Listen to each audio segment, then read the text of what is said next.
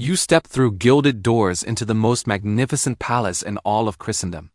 The marble floors beneath your feet gleam like mirrors, reflecting the dancing flames of 1,000 candles that cast their golden light across walls adorned with priceless tapestries from the Orient. The soft rustle of silk gowns whispers promises of untold wealth and power as ladies of the court glide past like ethereal spirits, their jeweled fingers trailing across surfaces worth more than entire kingdoms.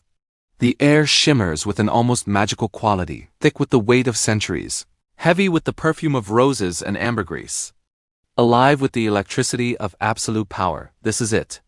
You think this fairy tale is real? The storybook comes to life. You breathe deeply, ready to fill your lungs with the essence of royal magnificence. And then it hits you that smells sweet, cloying perfume, desperately trying to mask something far more human. Your eyes begin to water slightly as the reality behind the fantasy seeps into your consciousness, like a poison through silk. This is not the sanitized fairy tale of Disney movies or romantic period dramas. This is the authentic world of medieval and Renaissance royalty, where beneath those jeweled crowns and magnificent robes lurked hygiene practices that would make a modern person over and retch. The woman approaching you in layers of golden brocade, her sleeves dripped with pearls. The size of robin's eggs might rule an empire that spans continents. But she hasn't properly bathed in months. The gentleman bowing before her with such exquisite courtly grace controls the fate of nations, commands armies that could level cities. Yet his unwashed body harbors enough lice to populate a small village. The lady-in-waiting, averting her eyes so demurely, is trying not to breathe through her nose because the queen's breath could fill a horse at 20 paces. Welcome to the real royal court where power was absolute but soap was optional. Where divine right meant never having to say you sorry about your body odor, and where the phrase cleanliness is next to godliness was considered not just wrong but dangerously heretical.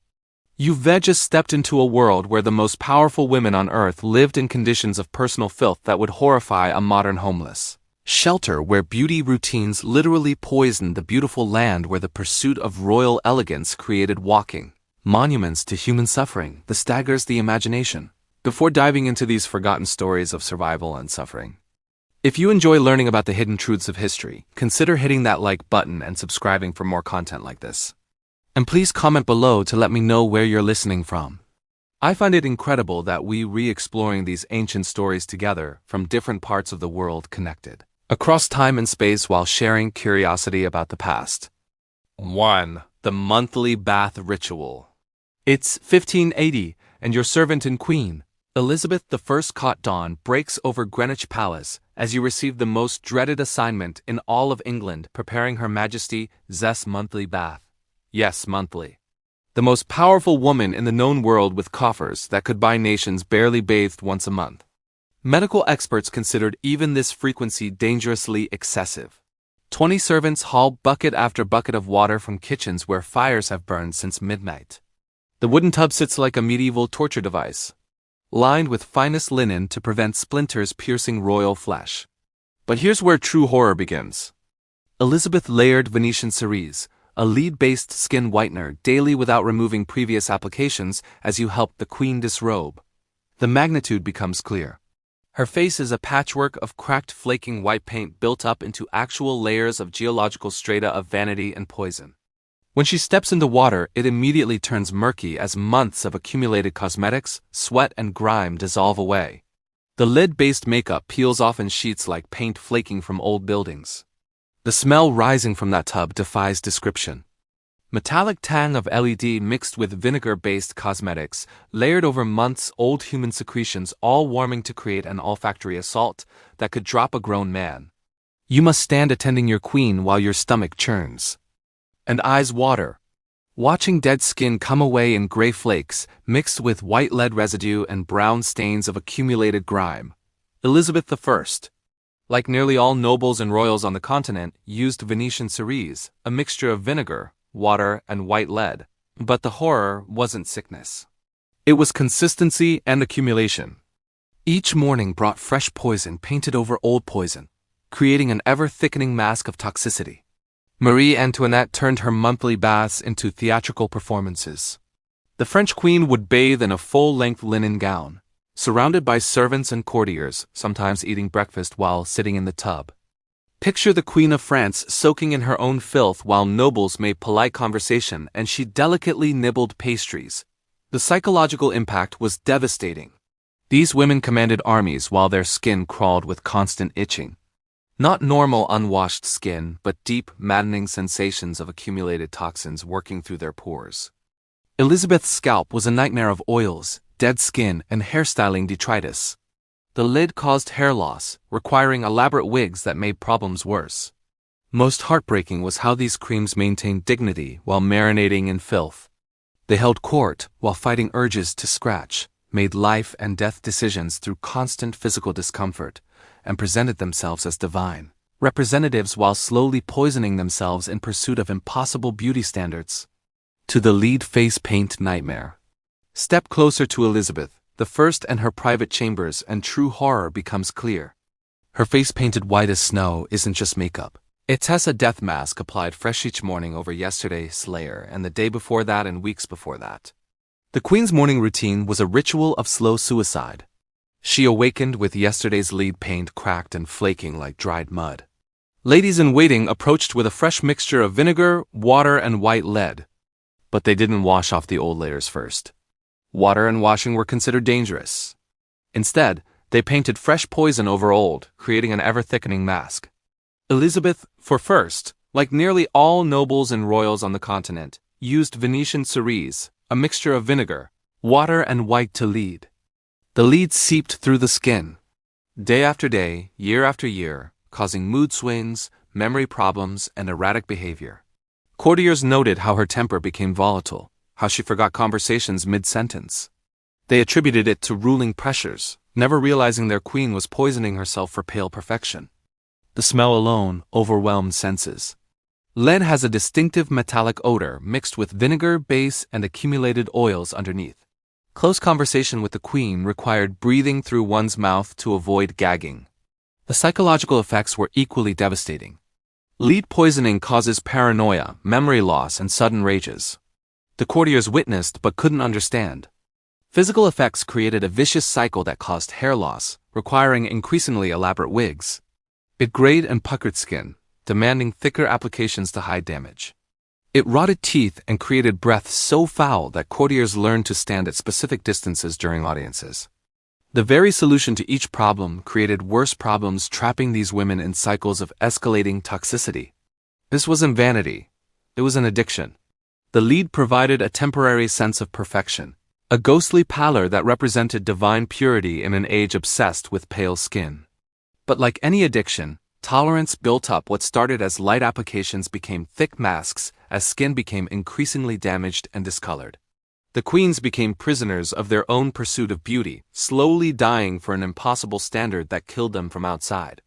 In 3, the Great Lice Epidemic, the 17th century British King James I was said to never bathe, causing the rooms he frequented to be filled with lice. But this wasn't just a personal problem. It was a palace-wide infestation that turned the highest levels of government into a crawling nightmare where power meetings became exercises in not scratching. Lady Anne Clifford wrote that when visiting the king's chambers, she and her family were all lousy by sitting in the chamber of Sir Thomas Erskine. Imagine that moment. You're a high-ranking noble, dressed in finest silks and jewels, sitting for an audience with the king. Within minutes, you feel the first telltale tickling, then another. Soon your entire body crawls with parasites that have migrated from furniture, wall hangings, even the king himself. The lice weren't just an annoyance. They were disease vectors. Typhus spread by body lice killed more soldiers than war itself. These tiny creatures gorged on royal blood carried plague from person to person throughout society's highest levels. Every handshake, every bow, every intimate conversation became potential transmission of deadly disease. James the British wore the same clothes for months, even sleeping in them. His hat remained on his head 7 days a week until it literally fell apart. Every fiber became a breeding ground for parasites. The royal chambers must have looked like horror movie sets, dark corners, thick with insects, furniture that literally moved with writhing masses of lice and constant scratching, echoing through halls of power. The psychological torture was immense. Imagine trying to conduct diplomatic negotiations while your entire body matches a picture. attempting to maintain royal dignity while parasites crawl across your scalp during state ceremonies. These weren't just uncomfortable nobles. They were human beings driven to near madness by constant assault of creatures feeding on their blood. Court ceremonies became grotesque theater where everyone participated in collective denial. Nobles would stand in elaborate formation, bowing and cursing with perfect protocol while frantically trying not to scratch the rustling of silk gowns mixed with barely audible sounds of fingernails against fabric. As courtiers fought losing battles against armies of insects, women's elaborate hairstyles became perfect breeding grounds. Hair was combed, curled, greased with a mix of bear or ox fat, and then dusted with powder. And what with not bathing and not having particularly good hygiene? Fleas were pretty much on every head, so some fashionable women carried long, thin sticks with claws for scratching their heads with pictures. The daily reality. Towering hair constructions held together with animal fat, providing warm, moist environments perfect for insect reproduction. The bear and ox fat attracted every parasite within miles, creating writhing ecosystems that lived permanently in royal coffers. Women carried ornate scratching sticks, elegant ivory or silver implements designed specifically to reach through hairstyles to provide temporary relief. But the true horror was how this became normalized. Court etiquette developed around the constant presence of parasites. There were proper ways to scratch appropriate times, to use scratching implements and elaborate protocols for handling the reality that everyone was constantly infested. The most powerful people on Earth lived like walking insect colonies, maintaining composure while slowly being consumed alive for the Venetians. Serious addiction. The tragedy of royal beauty standards reached its peak with widespread use of Venetian spruce across European courts. This wasn't makeup. It was slow-acting poison that transformed queens into walking zombies. Their minds increasingly addled as their beauty routine literally killed them from outside in. The mixture was deceptively simple. White dyed ground into powder mixed with vinegar to create paste that dried to ghostly white finish. But the application process revealed true horror. Noble women didn't wear this for special occasions. They wore it every single day, often reapplying over unwashed layers, built up over weeks. Picture a 16th century queen's morning routine. She awakens with yesterday's face cracked and peeling. Ladies in waiting approach with brushes and familiar white paste. They don't cleanse. The first water was dangerous. Instead, they smoothed fresh poison over old, creating masks that grew heavier with each passing day, eventually reaching weights that caused neck strain and headaches. The psychological effects were devastating.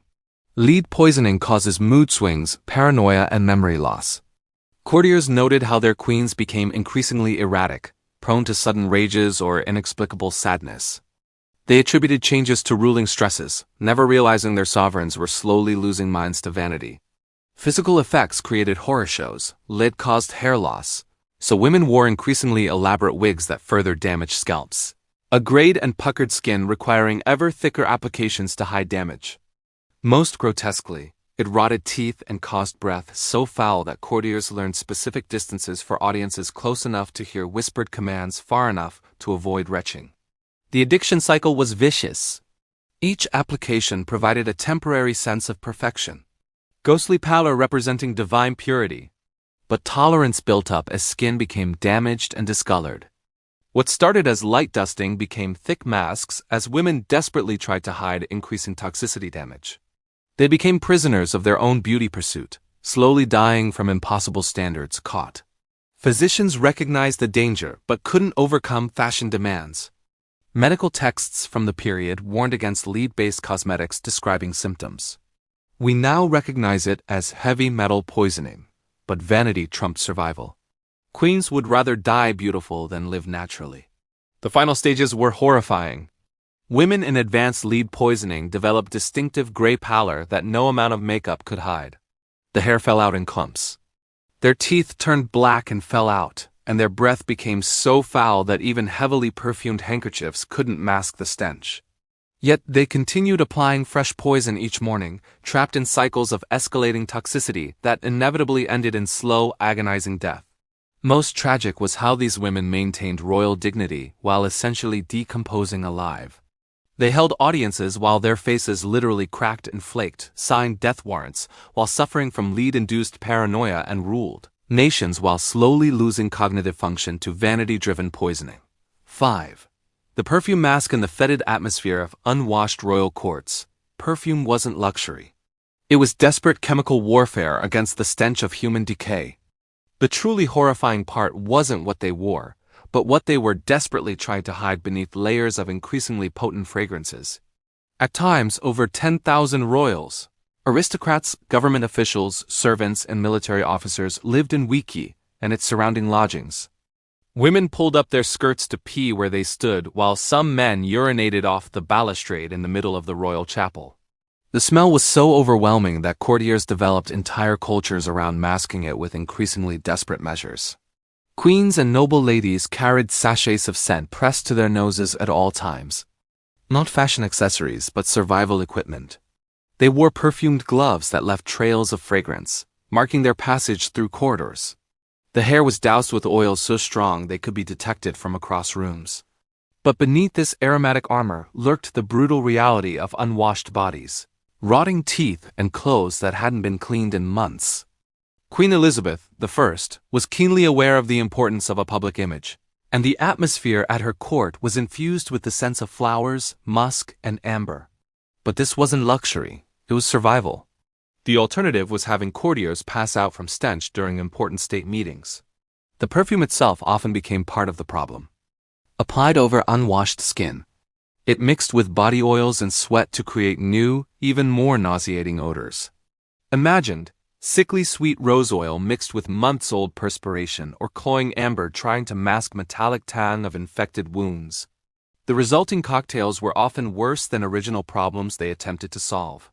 Court perfumers became military strategists in olfactory warfare.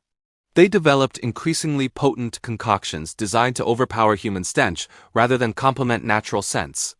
Recipes call for massive quantities of musk ambergris and civet animal, secretions so powerful they could be smelled from considerable distances. These weren't delicate fragrances but olfactory sledgehammers designed to bludgeon noses into submission. The psychological impact was profound. Nobles became paranoid about their own scents, constantly checking and reapplying perfumes throughout the day. They developed elaborate codes around fragrance.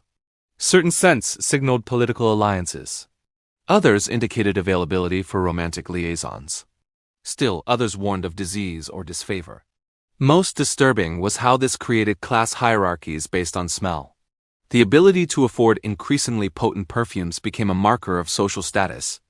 Nobles, who couldn't afford the strongest fragrances, found themselves literally marginalized, pushed to the edges of gatherings where their inferior scent armor left them vulnerable to social exile.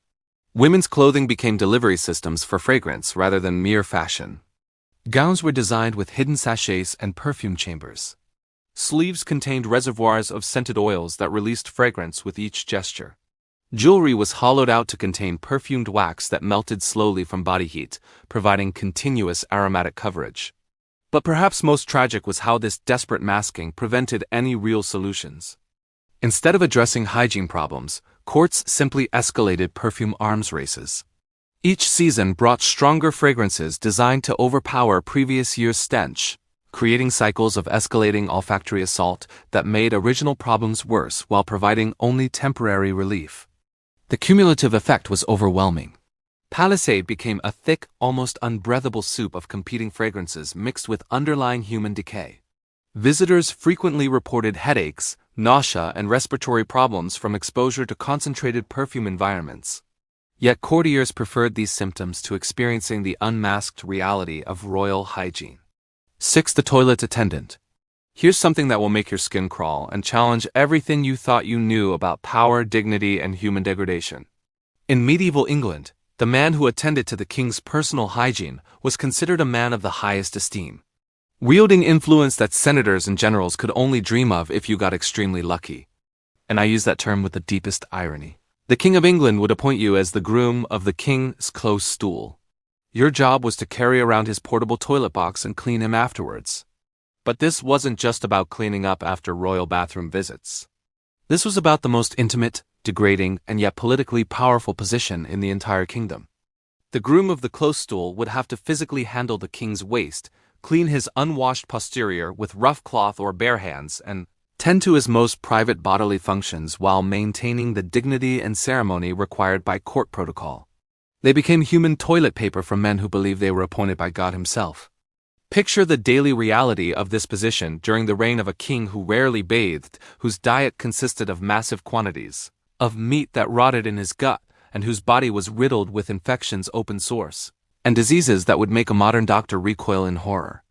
You wake each morning knowing that within hours you will be kneeling behind the most powerful man in England, cleaning excrement for body parts that haven't seen soap in months. Breathing air thick with the stench of royal bowel movements mixed with infected wounds and unwashed flesh. The groom of the stool was privy to the king's confidence and would often learn many court secrets. The groom of the stool eventually rose to a position of considerable influence, participating in policymaking at the highest levels.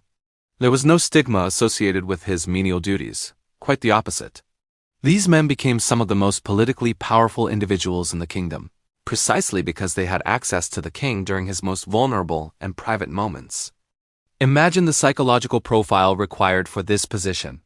No handling the literal waste of an unwashed monarch who might not have bathed in months, whose clothes haven't been changed in weeks, whose body is riddled with infections and suffocating sores.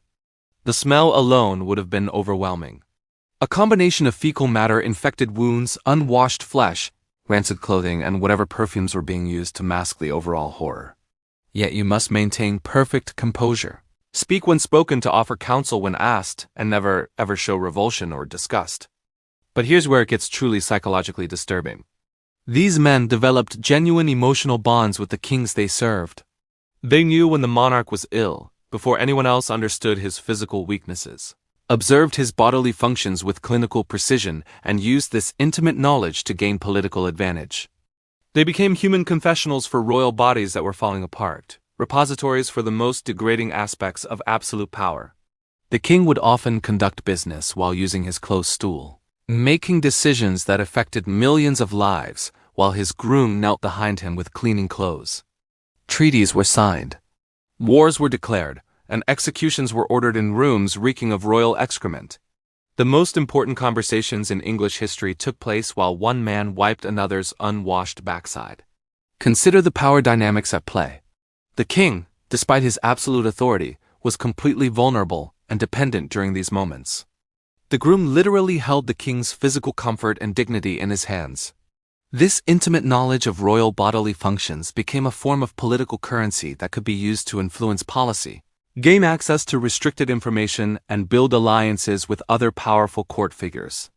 The position often passed from father to son, creating dynasties of royal toilet attendants who accumulated wealth, property, and political influence across generations. These families knew the most intimate secrets of English royalty, not just political secrets, but physical ones. They knew which kings suffered from chronic diarrhea, which ones had hemorrhoids that bled constantly, which ones screamed in pain during bowel movements due to untreated medical conditions. Most disturbing of all was how this arrangement normalized the complete degradation of human dignity in service to power. Young men competed for the honor of cleaning royal waste because it represented the pinnacle of success. Parents prayed their sons would be chosen for this privilege. The entire social structure was so twisted that handling another man as excrement became a mark of distinction rather than degradation. The grooms developed specialized techniques for their work, using different cloths for different purposes, learning to predict the king's bodily rhythms, and understanding which foods cause which types of digestive distress. They became medical experts by necessity, often the first to notice signs of illness or disease. Their observations could influence royal diet, schedule important meetings around digestive patterns, and even affect succession planning. If the king's health was failing, the psychological toll on these men must have been enormous.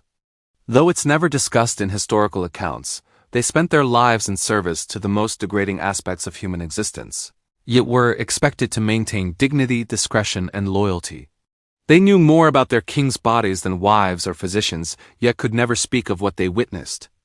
They held immense political power derived from the most powerless position imaginable, kneeling in human waste while the fate of nations was decided above their heads. 7. The Spanish Inquisition. Against soap.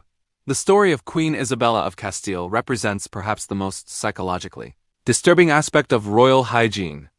When the deliberate embrace of filth became a twisted form of religious devotion that destroyed entire civilizations and turned cleanliness into a capital offense punishable by burning alive in Spain, the Christian doctrine saw bathing to be a corrupt practice that could only lead to nakedness. It was considered a form of hedonism and something non-religious.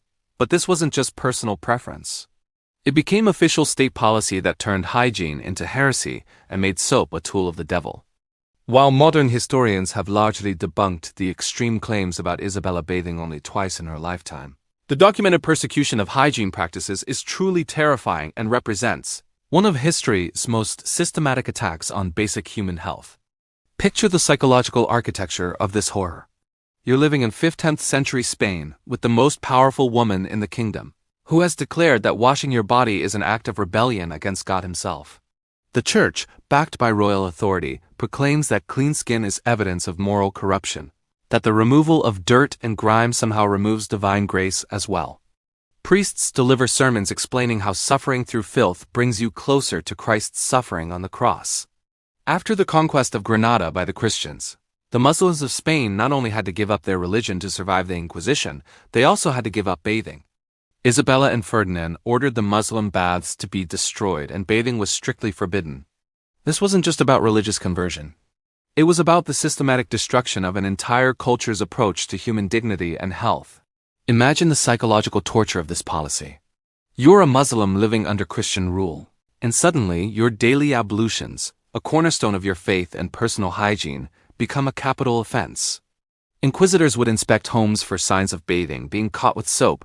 Clean clothes or bathing facilities could result in being burned alive as a heretic.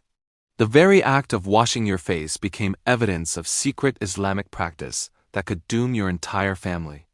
The Inquisition developed sophisticated methods for detecting bathing. They looked for homes that used too much water, investigated families whose clothing appeared to clean, and questioned neighbors about suspicious washing activities. Children were encouraged to inform parents who bathed regularly. Servants were interrogated about their master's hygiene habits. The entire social structure became a surveillance network designed to detect and punish cleanliness.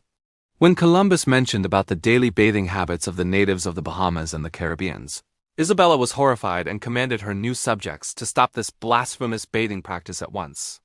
The clean, healthy indigenous people of the Americas were forced to abandon their hygiene practices in favor of European filth, literally spreading disease and death in the name of Christian purity.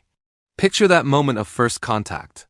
Spanish conquistadors, unwashed for months and riddled with diseases unknown in the Americas, encountered indigenous peoples whose daily bathing rituals had kept them healthy for centuries. Instead of learning from these superior hygiene practices, the Spanish declared them satanic and systematically destroyed the infrastructure that supported cleanliness in the New World. The psychological impact on indigenous populations was devastating. They watched European diseases decimate their populations while being forbidden to practice the cleanliness rituals that had protected them for generations. Parents watched children die from diseases that could have been prevented by simple washing. While Spanish priests explained that suffering through filth was God's will, the Spanish established purity of blood laws that extended to hygiene practices. Families had to prove not only Christian ancestry, but also Christian cleanliness. Genealogical records included information about bathing habits across generations. Being descended from people who bathed regularly could disqualify you from certain positions or social ranks. Cleanliness became racial evidence that could be used to justify persecution, enslavement, or execution. Most horrifically, the Spanish exported this anti-hygiene ideology across their empire from the Philippines to Mexico, from Peru to the Caribbean. Colonial administrators systematically destroyed local bathing practices and replaced them with European filth. Ancient aqueducts were abandoned, public piles were demolished, and traditional cleansing rituals were banned under penalty of death. The medical consequences were catastrophic. Diseases that had been controlled through traditional hygiene practices exploded across Spanish territories.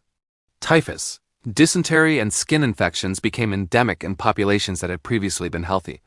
The Spanish inadvertently created biological warfare on a massive scale, using filth as a weapon against their own subjects. The psychological framework that supported this horror was deeply embedded in Christian theology of the time. Cleanliness was associated with vanity, which was sinful. Suffering through physical discomfort was seen as spiritual purification. The more one suffered in the flesh, the more one was purified in spirit. This created a perverse incentive structure where deliberately making yourself sick became evidence of religious devotion. Spanish royal courts became showcases for competitive suffering. Nobles competed to see who could go longest without bathing, who could endure the most extreme body odor, who could develop the most impressive array of skin diseases and parasitic infections. What had started as religious policy became social competition based on deliberate self-harm. The long-term consequences have extended far beyond Spain itself. European colonization became synonymous with the destruction of hygiene infrastructure worldwide. Traditional knowledge about medicinal bathing, therapeutic washing and preventive cleanliness was systematically suppressed, and entire civilizations that had developed sophisticated understanding of hygiene were forced to abandon practices that kept them healthy for millennia. Perhaps most tragically, this represented one of history's greatest reversals of human progress. While Islamic civilization, Asian cultures and indigenous peoples worldwide had developed increasingly sophisticated approaches to hygiene and public health, European Christianity was moving in the opposite direction, creating ideological frameworks that turned cleanliness into sin and suffering into virtue. 8. The milk bath deception. Picture the scene of grotesque false charity that reveals the twisted psychology of royal privilege. Countess Platen of Hanover lies submerged in a bathtub filled with warm milk, her body racked with what historical records describe as a distressing malady. Almost certainly syphilis or another venereal disease that was ravaging the European nobility, like a plague of divine retribution for their sexual excesses. But this isn't a scene of luxury or indulgence. This is a woman so diseased that her skin weeps with open sores, her body consumed by infection that has likely eaten away portions of her nose and left a breath reeking of rotting flesh. The milk bath isn't a beauty treatment. It's a desperate attempt to soothe skin that feels like it's burning from the inside out to provide temporary relief from the constant agony of advanced venereal disease while suffering from a distressing malady. Countess Patten Hanover bathed in milk and then generously donated the contaminated milk to the poor. The psychological cruelty of this act is staggering and reveals a level of callous disregard for human life that defies modern comprehension. Here was a woman so diseased that a very presence could infect others. And she chose to soak in milk, then pass that same contaminated liquid to hungry peasants, as an act of supposed Christian charity. Imagine being a poor family receiving this generous donation. You're starving, your children are malnourished. Winter is approaching and food is scarce. Then arrives a servant from the noble household, bearing what appears to be a gift from heaven, fresh milk. That could mean the difference between life and death for your family. You accept it gratefully, perhaps even saying prayers of thanksgiving for the countess's generosity. You have no way of knowing that this milk has been contaminated with the bodily fluids of a woman dying from venereal disease. You can't see the microscopic organisms that now swim in the liquid you re-about to feed your children. You do understand that this charity is actually a vector for spreading infection from the palace to the poorest quarters of the city. That your benefactor's generosity is actually a death sentence disguised as kindness. The countess herself likely believed she was performing a Christian duty in her diseased mind, clouded by the psychological effects of advanced syphilis. She was sharing her abundance with those in need. The fact that her abundance was literally contaminated with her own infected bodily fluids seemed irrelevant to the moral calculus of the time. She had more than she needed. The poor had less than they required. Therefore, sharing was virtuous, regardless of the consequences. This reveals the profound psychological disconnect between nobility and common humanity that characterized royal courts. The countess lived in a world where her comfort and convenience were paramount, where her physical needs took precedence over the lives of hundreds of poor families. The possibility that her bathing habits might kill innocent people simply didn't register as morally relevant.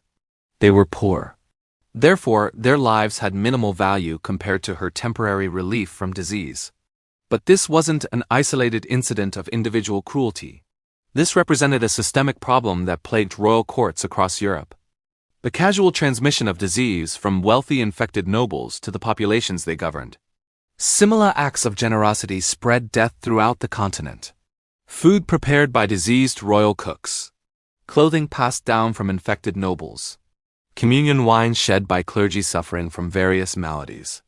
Even sexual contact between disease, nobility, and servants who couldn't refuse royal advances. The royal courts became inadvertent biological warfare centers, spreading disease through every aspect of their interaction with common people. Wedding celebrations where diseased nobles shared food and drink with hundreds of guests. Religious ceremonies where infected priests handled communion elements. Touched by countless lips. Public appearances where disguised royalty showered crowds with blessed objects that carried infection from the palace to the countryside. The psychological impact on recipients of such charity was devastating. When they discovered the truth, families who had praised the Countess' generosity while their children died from diseases contracted through her milk faced a horrible realization that the benefactor had killed their loved ones through kindness. The very act they had celebrated as evidence of noble virtue was actually murder disguised as charity. Most disturbing was how this pattern repeated across generations without anyone learning from the consequences. Court records show similar incidents involving other nobles who donated contaminated food, infected clothing, and diseased livestock to poor communities. The nobility seemed incapable of understanding that their diseases could affect others. Or perhaps they simply didn't care enough about common people to consider the consequences of their actions. The medical ignorance of the time contributed to these horrors. But willful blindness played an equally important role. Some court physicians understood disease well enough to advise against such practices, but their warnings were ignored when they conflicted with noble convenience or vanity. The desire to appear charitable outweighed concerns about public health, even when the consequences were mass death among vulnerable populations.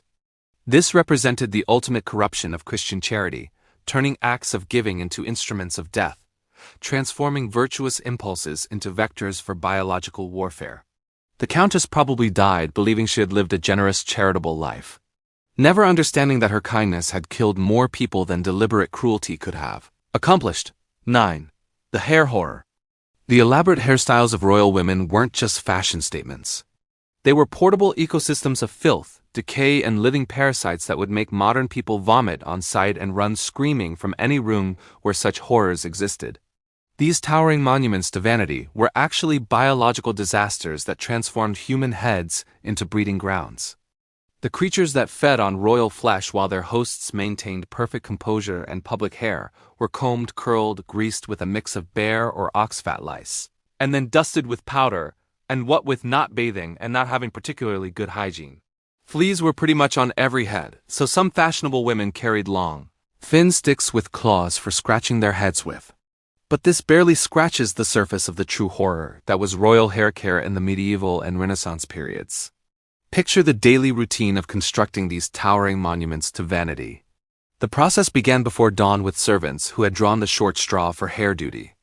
The queen's natural hair, what remained of it after months of chemical damage and parasite infestation, would first be coated with rendered animal fat that had been prepared in palace kitchens from bear or ox carcasses. This wasn't refined, processed fat like modern cosmetic ingredients, but thick, rancid grease that carried the smell and texture of rotting meat. The stench alone would have been overwhelming. Fresh animal fat has a distinctive, nauseating odor that becomes exponentially worse as it ages and turns rancid.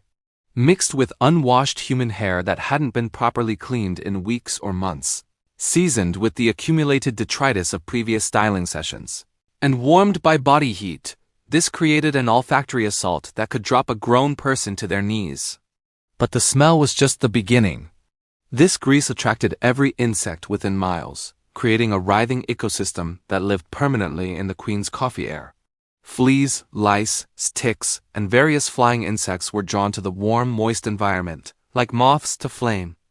They didn't just visit, they moved in permanently, establishing breeding colonies that turned royal heads into living insect cities. The insects weren't just passengers, they were active participants in a biological horror show that played out on the queen's scalp every moment of every day. Fleas would lay eggs in the grease that served as both a food source and nursery for their offspring. Lice would burrow into accumulated layers of fat and dead skin, creating tunnels and chambers where they could reproduce in safety. The queen's head became a maternity ward for parasites that fed on her blood while she slept, conducted state business, and attended religious ceremonies. The powder applied on top of this biological stew served multiple purposes. none of them hygienic. It was supposed to absorb excess grease and provide fashionable coloring, blue, pink, gold, or traditional white. But it quickly mixed with the animal fat, insect waste, and accumulated grime to create a paste-like substance that hardened into a helmet of filth that couldn't be removed without literally cutting it away from the scalp. Women's ass hair was often left in these elaborate styles for weeks at a time because the construction process was so labor-intensive and expensive. During this period, the biological ecosystem continued to evolve and expand. Dead insects would accumulate in layers, providing food for scavenger insects that fed on decomposing matter. The queen's hairstyle became a complete food chain with predators, prey, and decomposers all living in the same cramped environment. The psychological impact was perhaps worse than the physical horror. These women had to maintain perfect composure while their scalps crawled with vermin that never stopped moving, eating, reproducing, and dying. They carried special scratching sticks, essentially long ivory or silver picks decorated with jewels to match their gowns that they could discreetly insert into their hairstyles to provide temporary relief from the constant itching and crawling sensations. Imagine trying to conduct a diplomatic meeting while parasites literally eat away at your scalp. Picture attempting to maintain royal dignity during religious ceremonies while insects crawled across your forehead and down your neck. These women had to smile, nod, and speak coherently while fighting the constant urge to tear their elaborate hairstyles apart and scratch until they drew blood. The structures themselves could take 6 to 8 hours to construct and were often left in place for 2 to 3 weeks. During this time, the hair underneath would match and tangle, creating an even more perfect breeding ground for insects and bacteria. Some women developed permanent bald patches where the weight and constant insect activity had destroyed their natural hair completely. Others suffered from chronic scalp infections that created open wounds that attracted even more parasites. The smell emanating from these hairstyles was so overwhelming that courtiers developed elaborate codes for positioning themselves during audiences. Everyone knew to stand the wind of the queen when possible, to breathe through their mouths during close conversations, and to carry perfumed handkerchiefs that could be discreetly pressed to their noses when the stench became unbearable. But perhaps most disturbing was how this horror became normalized and even celebrated as the height of fashion and sophistication. The more elaborate your hairstyle, the more insects it could support. The stronger it smelled, the higher your social status. Women competed to see who could construct the most towering, complex, parasite-infested hair sculptures. What should have been recognized as a public health crisis became a fashion competition, where the prize was the most disgusting head of hair in the kingdom. The construction of these hairstyles required teams of servants who risked their own health to serve royal vanity. Hairstylists worked in shifts because prolonged exposure to the stench and insect activity could cause nausea, respiratory problems, and parasitic infections. They developed specialized tools for working around living insects, techniques for avoiding the worst concentrations of vermin, and strategies for completing their work as quickly as possible. Minimize exposure. Most tragically, these women often understood exactly what they were doing to themselves, but felt powerless to change because the social pressure was so intense. Court records included private letters where noble ladies expressed disgust with their own hair care routines, described the constant itching and discomfort, and longed for simpler, cleaner approaches to beauty. But they were trapped by social expectations that valued appearance over health status, over comfort and fashion, over basic human dignity. 10. The Versace Catastrophe. The ultimate horror story of royal hygiene comes from Louis XIV verse I wear the sun. King's decision to centralize his court created perhaps the most unsanitary environment in European history. A place so foul that it makes modern sewage treatment plants seem like gardens of Eden. At times, over 10,000 royals, aristocrats, government officials, servants, and military officers lived in Versailles and its surrounding lodgings, creating a concentration of human waste, disease, and biological decay that defied every natural law of sanitation and transformed the most beautiful palace in the world into a gilded cesspit of unimaginable proportions. Despite its reputation for magnificence, life at Wiki for both royals and servants was no cleaner than the slum-like conditions in many European cities at the time.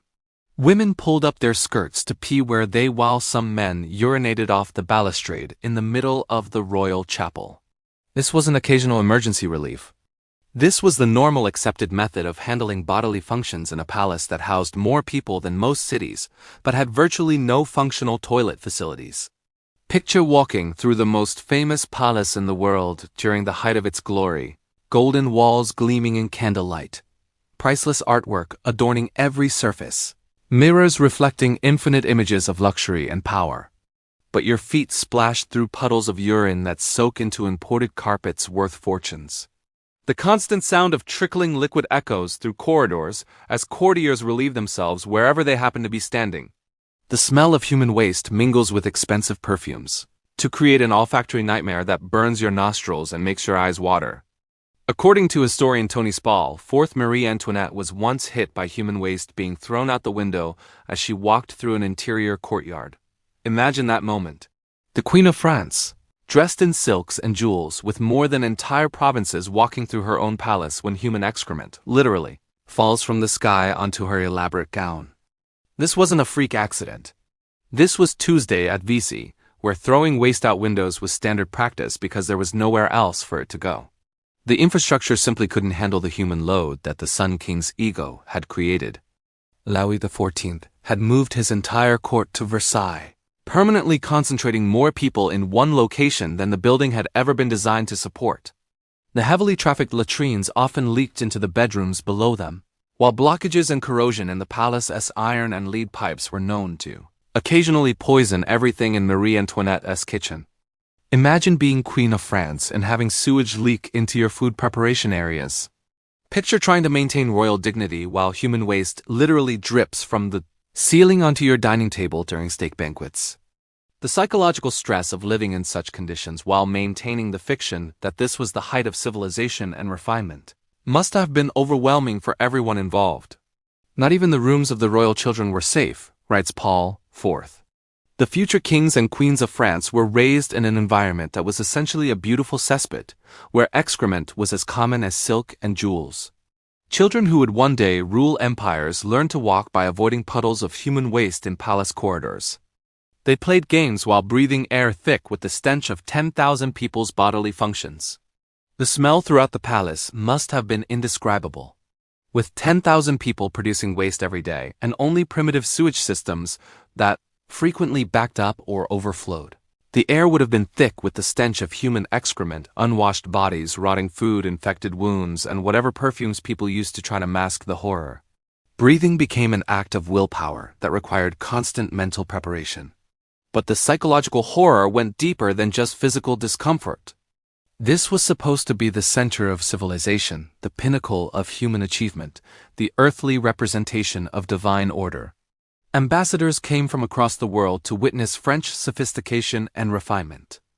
Instead, they found themselves wading through human waste while trying to conduct diplomatic negotiations with people who hadn't bathed in months and whose breath could knock them unconscious. The courtiers developed elaborate coping mechanisms that revealed the depths of their psychological adaptation to horror. They learned to identify the safest areas of the palace where waste accumulation was minimal. They developed codes for warning each other about fresh deposits of excrement. They mastered techniques for walking through corridors without stepping in human waste strategies for positioning themselves during ceremonies to avoid the worst smells and methods for breathing that minimize their exposure to toxic air. Court etiquette evolved to accommodate the reality of living in a human cesspit. There were proper ways to relieve yourself during royal audiences, acceptable locations for urination during religious ceremonies, and elaborate protocols for dealing with situations where waste disposal conflicted with court ceremony. The most sophisticated social system in European history adapted itself to function within conditions that would have horrified medieval peasants. The women's elaborate gowns became mobile waste management systems. The multiple layers of skirts and petticoats were designed partly to hide the fact that ladies were urinating where they stood. The heavy fabrics absorbed liquids and carried waste away from the immediate area, distributing it throughout the palace. As women moved through their daily routines, fashion became a form of sewage distribution that spread biological contamination wherever courts ladies walked. Most disturbing was how children born and raised in this environment came to see it as normal. Young nobles who spent their entire lives at visit developed psychological frameworks that normalized living in human waste. They literally didn't understand that there were alternatives to these conditions because they had never experienced anything else. When they eventually left VC for other locations, many experienced culture shock at encountering basic sanitation. The health consequences were catastrophic and predictable. Diseases that spread through fecal contamination became endemic: facial dysentery, typhoid, and cholera moved through the court in waves that killed nobles and servants alike. But instead of addressing the underlying sanitation problems in court, physicians blamed the diseases on bad moral corruption or divine punishment for various sins. The palace staff faced impossible working conditions that would qualify as cruel and unusual punishment by any modern standard. Servants whose job was cleaning had to work in environments so toxic that many developed permanent respiratory problems. They were expected to maintain palace splendor while surrounded by biological hazards that could kill them. Many developed chronic illnesses from constant exposure to human waste. But they couldn't quit because royal service was often their only option for survival. Perhaps most tragic was how this nightmare was exported as a model for royal courts across Europe. Other monarchs visited VC and returned home, trying to recreate its magnificence without understanding that they were actually recreating a public health disaster. The VC model spread across European palaces, multiplying the horror and creating networks of royal suspects that competed to see could help more people in more unsanitary conditions. The psychological impact on Louis XIV himself must have been profound, though it's rarely discussed in historical accounts. He had created this environment as a monument to his own glory, but he had to live in it every day. He breathed the same toxic air, smelled the same overwhelmed stench, and witnessed the same degradation as everyone else. His pursuit of absolute power had trapped him in a prison of human waste that he could never escape because admitting the problem would undermine the very authority he was trying to establish. The end result was a complete disconnect between appearance and reality that characterized the entire ancient regime. The sign looked magnificent in paintings and descriptions, but the lived experience was a daily nightmare of biological horror that slowly drove its inhabitants mad with the contradiction between what they were supposed to represent and what they actually lived through. This disconnect between royal mythology and royal reality ultimately contributed to the psychological foundations of the French Revolution. When common people finally understood that their supposedly superior rulers were actually living like animals in a golden cage made of their own waste. As we step back from these horrifying glimpses into the reality of royal life, one truth becomes undeniable. The fairy tale of clean, beautiful royalty is just that, a fairy tale constructed by people who never had to live the reality. These weren't stories about dirty people and pretty clothes. These were human beings trapped in biological nightmares of their own making, where vanity, tradition, and social pressure combined to create living that would qualify as torture by any modern standard. The queens and noble ladies we've encountered weren't monsters. They were victims of systems that valued appearance over health ceremony, over comfort and status, over basic human dignity. They lived their entire lives in physical discomfort that would drive modern people to madness. Yet they maintained composure, ruled nations, and shaped history while literally crawling with parasites and slowly poisoning themselves with their own beauty routines. When you turn off this video and return to your clean, modern life, remember these forgotten queens? Remember that beneath all the crowns and ceremony, these were just people. People trapped by accidents of birth and lives of unimaginable discomfort, trying to maintain humanity while their own bodies betrayed them. Day after day, year after year, until death finally released them from their gilded prisons of filth.